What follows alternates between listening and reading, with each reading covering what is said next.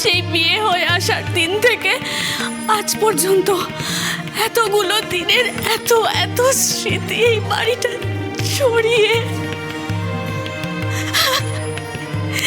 এই যে এই দেখি না, এই ফ্লাওয়ার ভাসটা, জানিস এটা আমার ভাই আমাদের বিয়ের পর ওর পকেট মানির টাকা বাঁচিয়ে কিনে লুকিয়ে লুকিয়ে আমাকে দিয়ে গেছিল।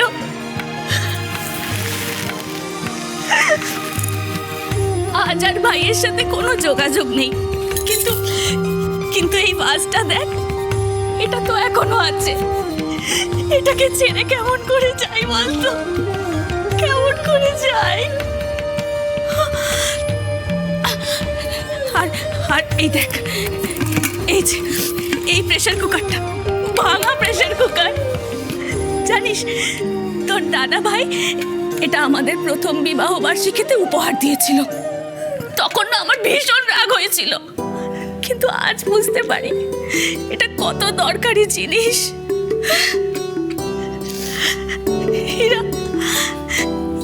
এরা ডাম্পুর স্কুলের প্রথম ইউনিফর্ম, তোর দাদা ভাইয়ের প্রথম মাইনে থেকে কেনা ডাম্পুর খেলনাগুলো, আর ডাম্পুর ওই ওয়াকারটা, তোর মনে আছে তোরা সবাই টাকা জমিয়ে আমার ছেলেটার জন্য যে ওয়াকারটা কিনে এনেছিলি, এগুলো এগুলো না নিয়ে কেমন করে যাই? এরা কোন ব্যাগে এগুলো ভরবো আমি?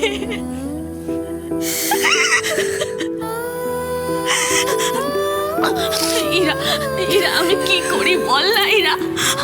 আর দেখ, তুই যাই বলিস না কেন, আর কিছু নিয়ে যেতে পারি না পারি, আমি কিন্তু আমার গোলাপ গাছটা নিয়ে যাবো। আমি বলে দিলাম আমার গোলাপ গাছটা আমি নিয়ে যাবো।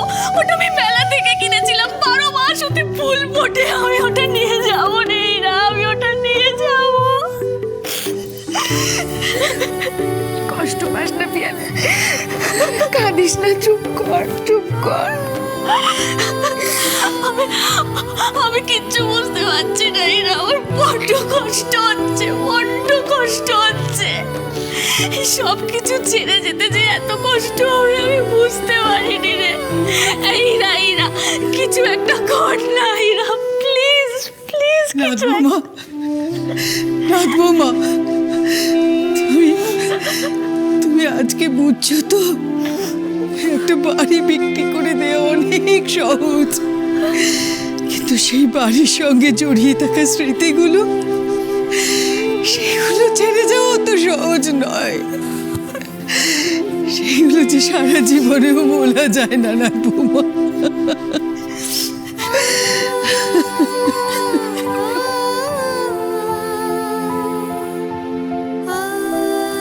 ও বাবা, তুমি তো বলেছিলে সব সময় আমাদের পাশে থাকবে, আমাদের মাথার উপরে থাকবে, তাহলে আজ কেন কিছু করছো না তুমি? কেন? আমি কি করে ওদেরকে এত কষ্ট পেতে দেখি বলো তো?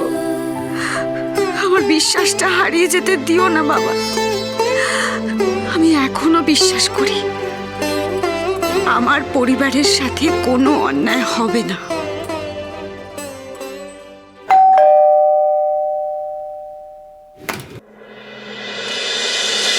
দেবযানী ব্যানার্জি আছেন? গুরুমা ভেতরে গান শেখাচ্ছেন।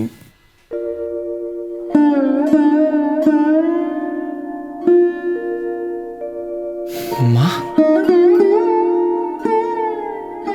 এত বছর পর আবার আমি তোমার সামনে গিয়ে দাঁড়াবো মা।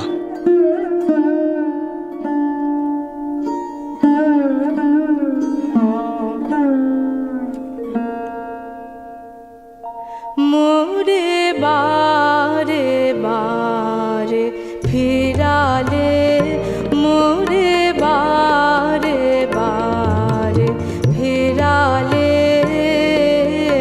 পূজা ফুল না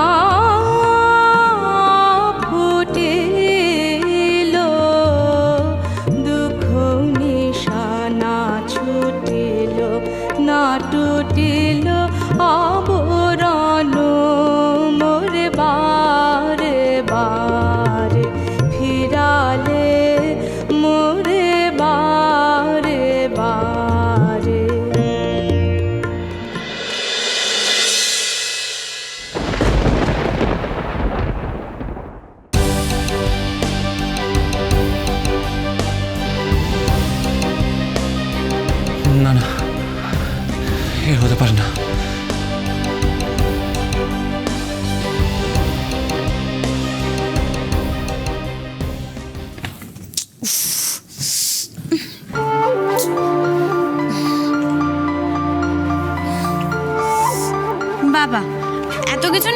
যাবি? হ্যাঁ, এত কিছু মানে আমার যেটুকু জিনিস মিনিমাম দরকার সেগুলো নেব না? আর এগুলোতে আমার ড্রেস জুয়েলারি এসব আছে। আমার আয়না, ড্রেসিং টেবিলের জিনিস ওসব তো নিতেই পারলাম না। ধুর, আমার ভালো লাগছে না, আমি যাব না। এই এই দি কোথায় রে? আমি দির সাথে কথা বলতে চাই।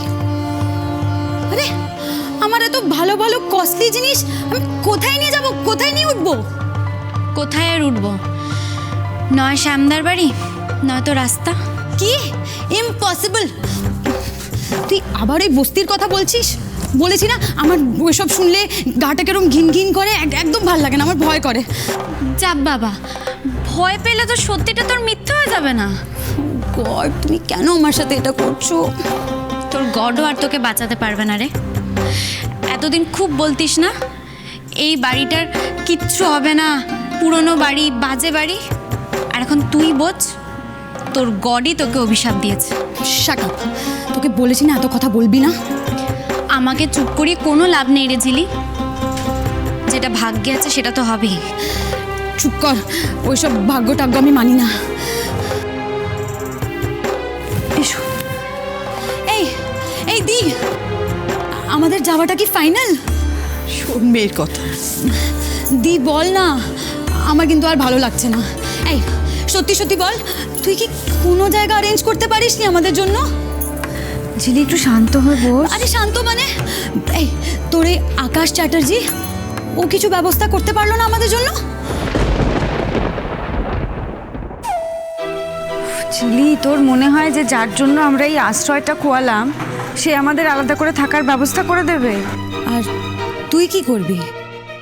মানে মানে তুই কোথায় যাবি? ঝিলি, তোর এখনো মনে হয় না যে আমার একটা কোনো আলাদা থাকার ব্যবস্থা হয়ে আছে?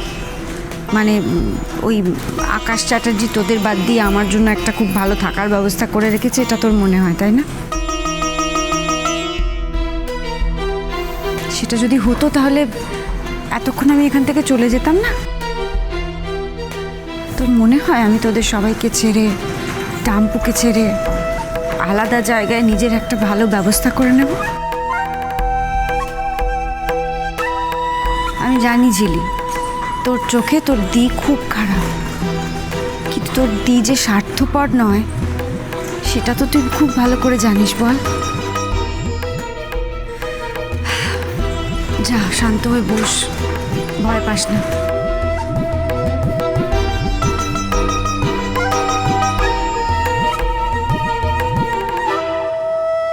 নমস্কার ম্যাডাম। নমস্কার। আপনাকে তো ঠিক চিনলাম না, মানে আপনি কে, কাকে চাই বলুন তো? আকাশবাবু আছেন? আমি গ্রিনভিউ অ্যাপার্টমেন্টের মালিক। উনি আমার অ্যাপার্টমেন্টের একটা ফ্ল্যাট রেন্টে নেবেন বলেছিলেন। কেন? আসলে আজ একটা ফ্যামিলির ওই বালিগঞ্জ থেকে গ্রিনভিউয়ে শিফট হওয়ার কথা ছিল।